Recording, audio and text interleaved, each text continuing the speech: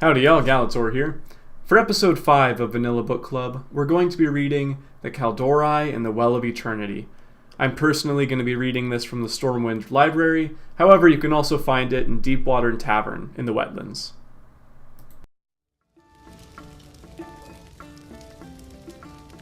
"10,000 years before the orcs and humans clashed in their first war, the world of Azeroth cradled only one massive continent, surrounded by infinite raging seas.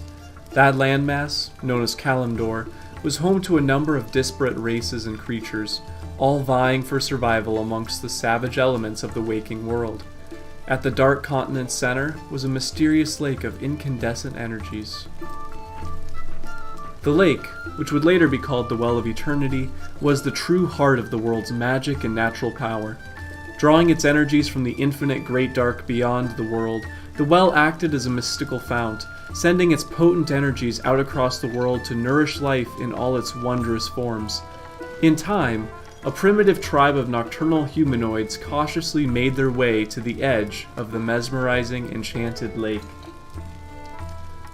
The feral nomadic humanoids, drawn by the well's strange energies, built crude homes upon its tranquil shores, and over time the well's cosmic power affected the strange tribe, making them strong, wise, and virtually immortal. The tribe adopted the name Kaldorei, which meant children of the stars, in their native tongue. To celebrate their budding society, they constructed great structures and temples around the lake's periphery. The Kaldorei, or Night Elves as they would later be known, worshipped the moon goddess Elune, and believed that she slept within the well's shimmering depths during the daylight hours. The early Night Elf priests and seers studied the well with an insatiable curiosity, driven to plumb its untold secrets and power. As their society grew, the Night Elves explored the breadth of Kalimdor and encountered its myriad denizens. The only creatures that gave them pause were the ancient and powerful dragons. Though the great serpentine beasts were often reclusive, they did much to safeguard the known land from the potential threats. The Night Elves believed that the dragons held themselves to be the protectors of the world, and that they and their secret were best left alone. In time, the Night Elves' curiosity led them to meet and befriend a number of powerful entities, not the least of which was Cinereous, a mighty demigod of the primordial forest lands. The great-hearted Cinereous grew fond of the inquisitive Night Elves, and spent a great deal of time teaching them about the natural world. The tranquil Kaldorei developed a strong empathy for the living forests of Kalimdor, and reveled in the harmonious balance of nature. Yet, as the seemingly endless ages passed, the Night Elf civilization expanded both territorially and culturally. Their temples, roads, and dwelling places stretched across the breadth of the dark continent. Azshara, the Night Elf's beautiful and gifted queen, built an immense, wondrous palace on the well shore that housed her favored servitors within its bejeweled halls. Her servitors, whom she called the Kaldorei, or Highborn, doted on her every command and believed themselves to be greater than the rest of their lower caste brethren. Though Queen Azshara was loved equally by all her people, the Highborn were secretly hated by the jealous masses. Sharing the priest's curiosity towards the Well of Eternity, Azshara ordered the educated Highborn to plumb its secrets and reveal its true purpose in the world. The Highborn buried themselves in their work and studied the well ceaselessly. In time, they developed the ability to manipulate and control the well's cosmic energies as their reckless experiments progressed. The Highborn found that they could use their newfound powers to either create or destroy at their leisure. The hapless Highborn had stumbled upon primitive magic, and were now resolved to devote themselves to its mastery. Although they agreed that magic was inherently dangerous if handled irresponsibly, Azshara and her Highborn began to practice their spellcraft with reckless abandon. Cinereous and many of the wizened Night Elf scholars wanted that only calamity would result from toying with the clearly violet arts of magic, but Azshara and her followers stubbornly continued to expand their burgeoning powers. As their powers grew, a distinct change came over Azshara and the Highborn. The haughty, aloof upper class became increasingly callous and cruel toward their fellow night elves. A dark, brooding pall veiled Ajara's once entrancing beauty. She began to withdraw from her loving subjects and refused to interact with any but her trusted highborn priests. A young, brazen scholar named Furion Stormrage, who had spent much of his time studying the well's effects, began to suspect that a terrible power was corrupting the highborn and his beloved queen. Though he could not conceive the evil that was to come, he knew that the night elves' lives would soon be changed forever. Alright, so jumping right into it with page 1, we know that this happened 10,000 years before the whole orcs and humans storyline. That hasn't changed at all. Now, the lake, the Well of Eternity, it says it draws its powers from the Great Dark Beyond. In the canon, it actually is just a font of pure arcane energy, which I guess you could say comes from the Great Far Beyond, with all the ley lines and whatnot. And we have this primitive tribe of nocturnal humanoids making their way to it. So these are the kind of proto-trolls.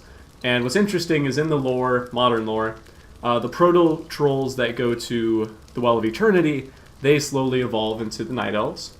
And the ones that don't, they kind of stay in the darkness of Kalimdor. They end up teaming up with the Loa, and then they slowly evolve into the modern trolls we see today. There's lots of examples of this in World of Warcraft lore, where different creatures find a source of power, settle there, and then slowly evolve from it.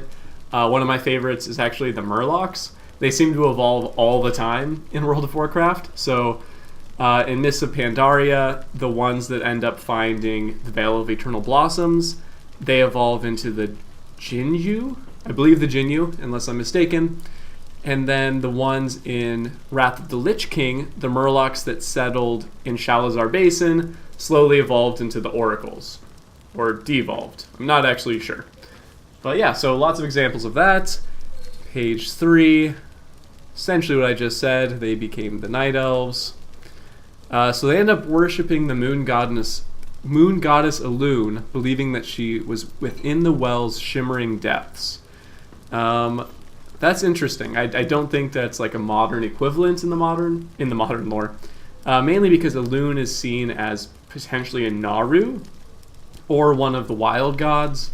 But I think this is kind of cool. Again, this is the classic lore. It had this mysterious feel.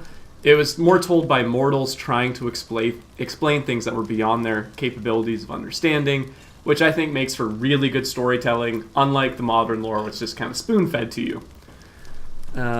Let's see, page 5. They left the dragons alone. Good. Alright, so they end up meeting Cinereous, a mighty demigod of the forest lands. So this is interesting because this is the Night Elves. They haven't split yet. It just seems that they seem to draw power from the Well of Eternity as well as nature. They start druidism and etc. I think in the modern lore you actually get a separation earlier on, but I could be wrong about that. Yes, Ajara. So you get the High Elves, if you will. They start practicing arcane magic around the Well of Eternity, and this ends up drawing the attention of Sargeras, which we'll get to. So page 8, she takes the Kaldorei that are loyal to her and are practicing arcane magic, calls them the Kaldorei, or the Highborn, High Elves, and they live directly around the Well of Eternity.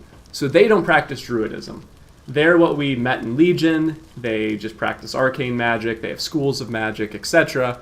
While the regular Kaldorei, they are now kind of being pushed away from the Well of Eternity. There's now a class system, and they turn to druidism for their power. So they kept studying it, page 9. Okay, so page 11, as their powers grew, a distinct change came over Ajara and the Highborn. They became cruel. Ajara was just beautiful, and she, I guess, became not beautiful. That's not modern lore. Ajara was beautiful right up till the end, until she was offered an old god deal. It almost seems like they're trying to slowly morph her into what we saw in Warcraft 3 here, potentially because they didn't have the whole Ajara storyline flushed out. And page 12, a young Brazian scholar, Fury and Storm Rage. That's actually interesting because I did not know that he was Kaldorei. You always just kind of see him as like a regular night elf, has a connection to druidism. But in this one, he's one of those arcane scholars. He starts to suspect that the Well of Eternity is perhaps having some negative effects, which we learn later is kind of opening up these rifts in the world, allowing members of the Burning Legion to pour in. And it draws the attention of Sargeras, which, if you've listened to the earlier episodes, is now going to be a problem for the denizens of Azeroth. Thank you all for watching episode 5 of Vanilla Book Club, and until next time, au revoir.